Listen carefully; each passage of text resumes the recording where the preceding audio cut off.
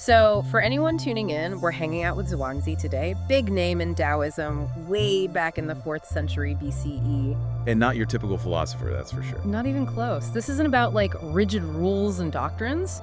Zhuangzi's writing is all about stories, metaphors, humor. Almost like he's trying to playfully mess with your mind a little, you know? Totally. He wants you to question everything you thought you knew. Exactly. He bypasses all those dry, logical arguments, and instead, he pulls you into these vivid scenarios that make you see the world in a whole new light. And speaking of seeing things in a new light, one of the first things that struck me from these excerpts is this idea that what we often take as truth is really just, well, a matter of perspective. Our limited perspective at that. Exactly. Like that story with the monkey trainer, it cracks me up every time.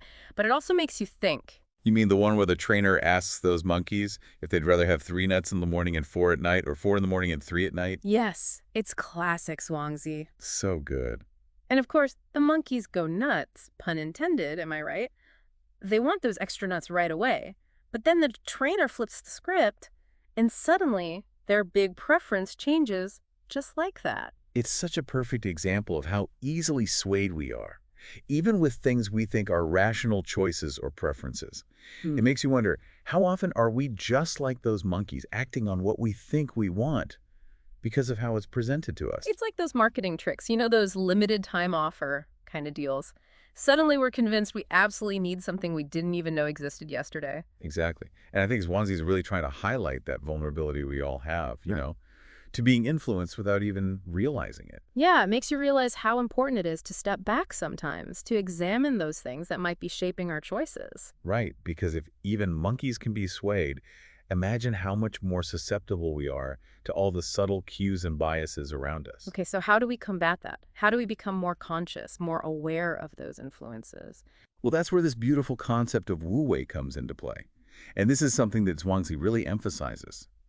And it's not about becoming passive, but rather cultivating this flexible, adaptable approach to life. It's about recognizing that clinging too tightly to our limited perspective, our need to control everything that might actually be holding us back from seeing the bigger picture.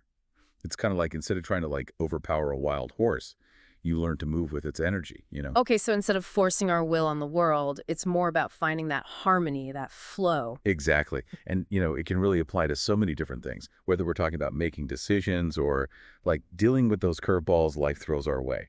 Actually, speaking of challenges, there's that passage about using the mind to understand the mind. It really stood out to me. Oh, right. It's like if you try to use the mind to understand the mind, this is like using a stick to strike a stick. How will you ever get a sound? But if you simply use it without trying to understand it, then you will hear its sound spontaneously. Right. It's so Zhuangzi, right? I mean, he loved these playful little paradoxes. Totally. But there's this real depth to them, you know? And what I get from that passage is this idea that our rational minds, they're great for some things, but sometimes they can get in the way of actually experiencing things directly. It's like when you overthink something so simple, it becomes this huge, complicated thing when really you should have just trusted your gut. Totally. It's like that analysis paralysis, right? And I feel like in our world today, with so much information coming at us, there's this pressure to make the right choice, to overanalyze everything. It's so easy to get stuck in our heads. So if overthinking is that stick striking the stick, how do we actually hear the sound of the mind? Like what would Zhuangzi say about navigating life without getting lost in our own thoughts? Well, he was a big fan of what he calls emptiness. But, and I want to be clear here, this doesn't mean we walk around with blank minds, you know. It's more about creating space, finding stillness within ourselves so we can actually see things clearly. Yeah. You know, so we can be present. See, now you say emptiness and stillness, and my modern brain goes into overdrive. Our culture is all about filling every second, you know? Exactly. And I think that's why these ideas from Zhuangzi, they feel so relevant today, you know. He's not saying we have to run off and live in a cave, although tempting, right? But it's about finding ways to access that inner stillness. Even amidst all the chaos. Exactly. And there's so many ways to tap into that, right? Ah. It could be through meditation, spending time in nature, or even just small moments in your day, just to unplug, you know? It's interesting because we keep coming back to this idea of letting go of control, going with the flow, finding stillness.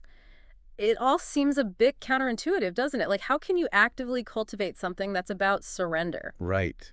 And that's what I love about Zhuangzi. He embraces those paradoxes because maybe that's where the real wisdom is, in those tensions.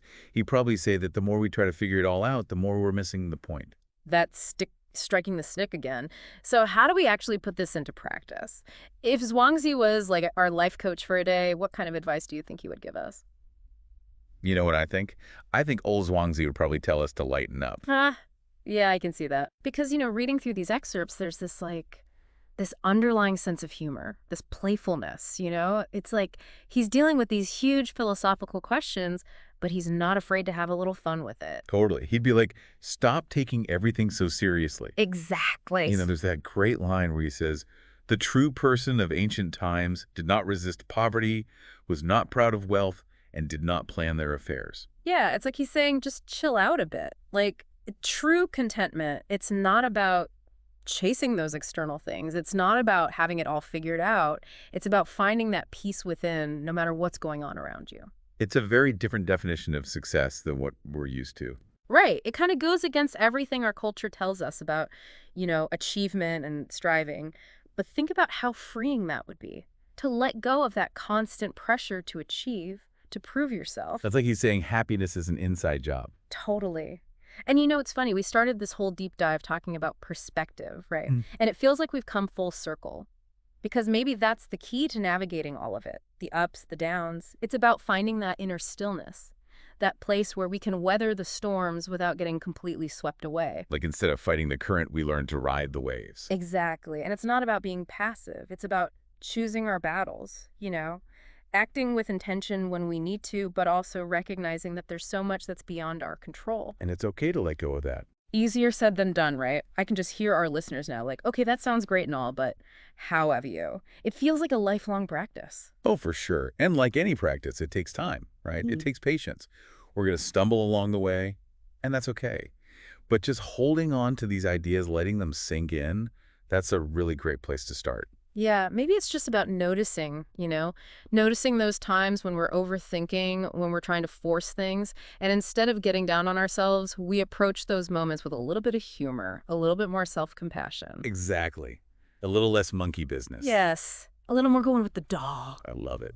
This has been such a great conversation. Thank you so much for diving into Zhuangzi with me. Absolutely. This was fun. And for everyone listening, we always love to hear your thoughts. What really stood out to you in these excerpts? How can you bring a bit more of that wu wei, that emptiness into your own life? Until next time, happy wandering.